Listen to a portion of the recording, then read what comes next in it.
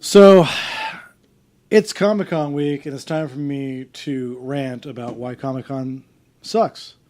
And I'm Joe. This is Let Me Rant, and that is Taylor. And he loves Comic-Con. I I find it acceptable, but I still am going to rant about it.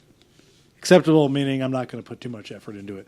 But there's a lot of problems with Comic-Con.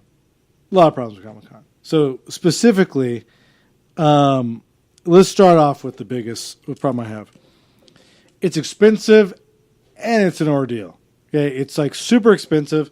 How much are the tickets, Taylor, for this? They've went up to I think a couple $100 per ticket, and that's for 4 days. But it does not include where to stay. It's just a ticket to get in. The things that you people will pay for, and not you people, I don't mean Mexicans because they're Mexican, I mean nerds. Thank you. Nerds. So the things that I'll hear the complaining about, this is too expensive, this is too much money, this is that, whatever. But you don't mind shelling out a couple $100 for video games. I mean, more thousands of dollars per year. Video games, you'll waste time standing in line, you'll buy Comic-Con tickets, and you'll spend the entire year making this horrible costume. Not to mention that too, but the ordeal of it. You got to get, what is it? I used to, for Hall H, the panel opens around 10 or 11. I would get up at 4 o'clock. He's bringing up hall references. This is how bad it is. Hall H is the main hall where all the big people go and they show their trailers and talk and stuff. But I would get up at 4 a.m. That's still kind of late to be there in line hopefully by 5 o'clock. To stand in line till around 10, doors open, first panel is at 11, and the panel I may want to see is until like 2 o'clock, so I have to hang out there the whole time. So what I'm hearing is that this is great for people that don't have anything to do ever, or anything fun to do ever, because this is their livelihood, or this is their life. But for people that already live in San Diego, where the Comic-Con is held every year, San Diego is probably cooler all year round to do anything else besides that, right? Is that what I'm hearing? Yes. Exactly. So, who goes to Comic-Con now, anyways, besides just nerds? Movie studios, gaming has done stuff outside of Comic-Con. People have set up things outside of Comic-Con that they're their own mini Comic-Con, but you can buy tickets for that. Wrong. Those aren't who go to Comic-Con, Taylor. Who goes to Comic-Con? You know who goes to Comic-Con? People to use people. Comic-Con is a great place for suckers, great place for victims, right? Bunch of like sex starved, don't want to like get out of the house nerds that just, if a woman comes up to them in a sexy costume, they will just shell out money, won't they? They will just hand the wallet and the credit card and everything else. So the predators that are at Comic-Con, the people that are not nerds, Chris Hardwick, the people that are not nerds that go there to prey upon the innocent, to sell them products, sell them their information, merchandise, whatever. The girls that'll sell whatever. It is a convention for people that know how to take advantage of people. Like that right there is where they don't have to go out and do any cons anymore. Cons, Comic-Con. Yeah. They don't have to do any actual cons, like conning people out of stuff. They can just go to Comic-Con and just rob everyone like blind, because they can just go there and they have how many people go to Comic-Con? Thousands of victims just sitting there waiting to go. May I also interject and say that these sexy cosplayers that are popular, yeah, they get flown to different Comic-Cons to appear there. What a gimmick. And while they're there, they charge for autographs and pictures. Yeah, it is just, do you know what you're doing by doing this? And then it's okay, so that's it. And then what do you get to do? You get to see a glimpse of celebrities, a glimpse of them at a panel that you wait for how long again? Hours. 7 hours? Yes. 7 hours to see. At times, yes. And if you don't know what a panel is, I'm going to educate you right now on a panel. A panel is essentially a podcast about the specific comic, movie, or show with the actors involved in it. So after Comic-Con happens, it's available nowhere else, right? It's not on YouTube. It's not on podcasts. No, some cons are actually selling virtual tickets where you can watch the panels, but for a price at home. So you can get this stuff anywhere, is what Taylor's saying. So You can get this stuff anywhere. So what is so special about Comic-Con? Is it because you can ask questions to the celebrities? You can speak to the celebrities. You can have them talk to you. You can. Oh wow! Celebrities could talk to you. I'm gonna say, wow. if you're lucky though, if you're lucky, celebrities will talk to you. If you get into the panel and if they have a Q&A, these people are running our country out there. Everyone, you who's on the internet, they're voting. These people that are getting a glimpse of celebrities and being able to talk to them for a couple minutes, these people are real. Taylor knows them. Yeah, you know them too. Who? These type of people that go there? You know nerds. You know the biggest. We're one of the biggest nerds. The biggest nerd. Okay. I know some of the biggest nerds in the world, but they aren't geeks. I'm sorry for calling them nerds. Comic-Cons are geeks. Okay. Because now I'm a geek. A nerd, you have to be smart. At Comic-Con, you don't necessarily have to be smart. You have to be smart about one subject. It's not It's not all around nerd geek. Well, not really one subject. I guess what would be the subject? Entertainment, because you can nerd out. You can be a nerd about anything really. You can nerd about a comic, a certain comic. You can be a nerd about one character in the comic and just go all out, and cosplay and everything. And then with the whole thing, it's using nerds to make money. You're using them. Sorry, geeks using them to make money. It's become this system where it has just easy prey to make money off them, and then.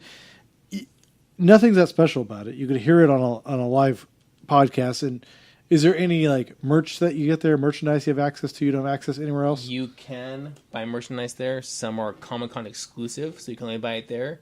In that case, you have to get there in line early. Oh, they're in line. This is why I don't go to Disneyland. You have to get there in line early, which means you might miss your panel, but because you have to wait in line and come back, it'll give you a ticket and say come back at a certain time. And then whoever has this ticket, whoever waited in line got a ticket, can come back, wait in line again, and get whatever. You can also, if you want to, some panels or some booths there on the floor, you can pay to have an autograph for somebody. Some of these actors go there and sell an autograph or a picture for $40 to $60 for an autograph and a picture. $60. And on top of your ticket and your hotel fee and any money you're paying for food, any money you're paying for food inside the convention.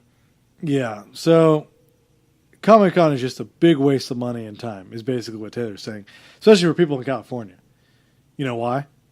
Because we can go to movie studios, we can go to movie lot tours, we can go to show tapings, we can go to meet and greets with celebrities all the time. We can go to comedy events and see comedians performing there. So there's really no reason for anyone in California to go, right? Tell us why, like, someone who lives over here and has access to this stuff all the time would want to go to a Comic-Con. It's to say that you went. Oh, so it's like a Gucci bag for dweebs, right? Is this what you're saying? So instead of throwing it's to say you went and to say that you were there with your fellow peers and you're able to be yourself and not be embarrassed. And granted, San Diego is the biggest. San Diego is the biggest. Is the biggest one of them all. San Diego makes millions. That 1 week Comic-Con, San Diego pulls in millions of dollars in revenue, and that's like their biggest thing. That's what they want to keep Comic-Con there. Because they pull in so much money. Do you think these people are actually from California or like they from somewhere else? They fly. It's called a Comic-Con International. So it's international people. Everyone comes. You can. Okay, this is for everyone out there. You are not allowed to complain about money or the money you make or anything like that at all if you go to Comic-Con. First of all, if you go to Comic-Con, you're not allowed because you already spent a couple $100 tickets. But especially if you fly in. Come on. Like, if you're flying into Comic-Con, I better not ever hear a Facebook post or a rant or anything from anyone ever who spends money at a Comic-Con and then says, I just don't understand. Like, I'm trying my best and I just can't string it together. I need my wages to go up. If I find out you went to a Comic-Con, but when you're talking about that, like, they can be themselves, right? Okay. Don't you feel there's enough avenues for dweebs to be themselves nowadays? All the superhero movies they dress up at and they go to, and they like the superhero movies. And Hollywood is basically a big superhero movie mill now. So are you telling me that Comic-Con is the only place you can be yourself, or is it just part of a growing industry trend where nerds are being accepted everywhere. It's a trend. It's not, again, it goes back to also like say I went to Comic Con. Did you go to Comic Con? Yeah, I went to Comic Con. I was there. It's so three words. I was there. So now in culture, media, and stuff like that, nerds are being more accepted, right? Yes. So they have nerd TV shows like The Big Bang Theory. Yeah. Which is really funny, right? Because you talk about like the diversity crowd and stuff like that. I was just thinking about this today. The diversity crowd with every show on TV, stuff like that. How come I never hear anything about The Big Bang Theory being diverse? You have one Indian, one Indian, one Jewish, white, and then next two other white men, white males, whatever. You have and the three girls in the picture that's my checked were all white as well. Now here's my question, and then of course you got the supposed hot one. Who's dating the nerd, which would never happen ever in real life. Actually, it would happen, but she'd have to be 40 first. So she wouldn't be in the prime of her dating career. So on its face, the show, it already bothers me. But the other thing is, too, is if the show were realistic, you would have, out of the 6 engineers at the apartment, you would have 4 Asian engineers, 1 white guy, and 1 Indian guy. Wouldn't that be like the dynamic of it? Yeah, you may have more in real life. If it was that thing. More than usual. Has there ever been an Asian on that show? Guest star? Exactly. No, they do what everyone else does. And they do like / Asian Indian other or whatever on the show, and they go, we got him. Yeah.